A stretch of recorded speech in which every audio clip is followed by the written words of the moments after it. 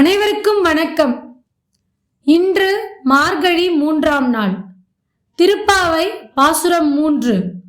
முதலில் பாடல் உங்களுக்காக இதோ. ஓங்கி உலகளந்த உத்தமன் பேர் பாடி நாங்கள் நம் பாவைக்கு சாற்றி நீராடினாள்.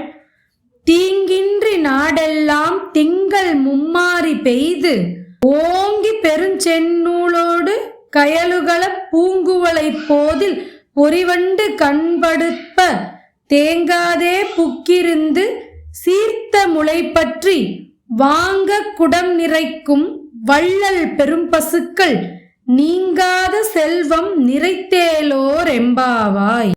இந்த பாடலுக்கான விளக்கம். ஓங்கி உலகளந்த உத்தமன் பெயர் பாடி அப்படின்னா என்ன? பெருமாள் எடுத்தது தசாவதாரம்.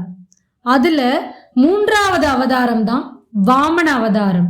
அதாவது குள்ளமான ஒரு அந்தன சிறுவன் வேடத்துல பெருமாள் வந்து மகாபலி சக்கரவர்த்தியோட ஆணவம் அழிப்பதற்காக எதை கேட்டாலும் நான் தானம் தருவேன் அப்படின்னு மகாபலி சக்கரவர்த்தி சொன்னப்போ 3 அடி மண் கொடு அப்படின்னு கேட்ட அந்த சிறுவனுக்கு சரின்னு ஒத்துக்கிட்டாரு மகாபலி சக்கரவர்த்தி.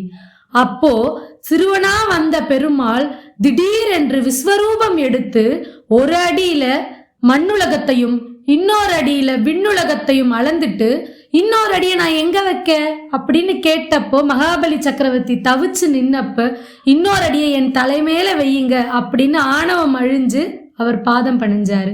இந்த கதை நம்ம எல்லாருக்கும் தெரியும். இந்த அவதாரத்தை தான், இந்த ரூபத்தை தான் நம்ம உலகளந்த பெருமாள் அப்படின்னு சொல்றோம் இல்லையா? இவ்வளவு சிறப்பு வாய்ந்த இந்த உலகளந்த பெருமாளோட திருவடி பணிந்து இந்த பாவை நோன்பை நாம் நோக்கும் போது இதனால விளையக்கூடிய பலன்கள் என்னென்ன அப்படின்னு ஆண்டாள் நாச்சியார் இந்த பாடல்ல சொல்றாங்க. அதாவது இந்த நோன்பை தவறாம நோக்கும் போது நாட்டுல தவறாம மழை மும்மாறி பொழியுமா. அதாவது காலம் தவறாம மழை பெஞ்சு நாடெல்லாம் நல்லபடியா விவசாயம் நடந்து பயிர்கள் செழித்து நெல்லெல்லாம் நல்லபடியா முளைச்சு அறுவடைக்கு தயாராகும். அதே போல பூக்கள் எல்லாம் தவறாம முளைச்சு அந்த பூக்கள் மேல வண்டுகள் ரீங்காரமிட்டு கொண்டே வந்து உட்கார்ந்து தேன் குடிக்கக்கூடிய அந்த மாதிரியான வசந்த காட்சிகளையும் நம்மளால பார்க்க முடியும். இது மட்டுமில்ல, மடி நிறைந்த பசுக்கள் எல்லாம் நம்ம வீட்டிலையும் இருக்கும். அந்த மடி நிறைந்த பசுக்கள் குடம் நிறைய நமக்கு பால் கொடுக்கும். அது மட்டுமில்ல, பக்தர்களோட வீட்டில் எல்லாத்துலயும் செல்வமும் நிறையும், அவங்க உள்ளத்துல இன்பமும் நிறையும். இவ்வளவு சிறப்புகள் இந்த பாவை நோன்பை நோற்பதனால நமக்கு கிடைக்கும்.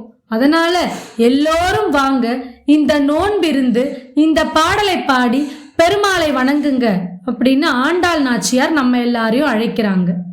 இதே போல சிவபெருமானோட பெருமையை உணர்த்தக்கூடிய திருவெம்பாவை பாடலையும் அதற்கான விளக்கத்தையும் நம்மளுடைய சேனல்ல பதிவிட்டுட்டு வர்றோம். தொடர்ந்து திருவெம்பாவை பாடலையும் பாருங்க. அடுத்த பதிவில் அடுத்த பாடலும் அதற்கான விளக்கத்தையும் பார்ப்போம். சேனலை சப்ஸ்கிரைப் பண்ணி வச்சுக்கோங்க. நன்றியுடன் சௌந்தர்யா கபிலன்.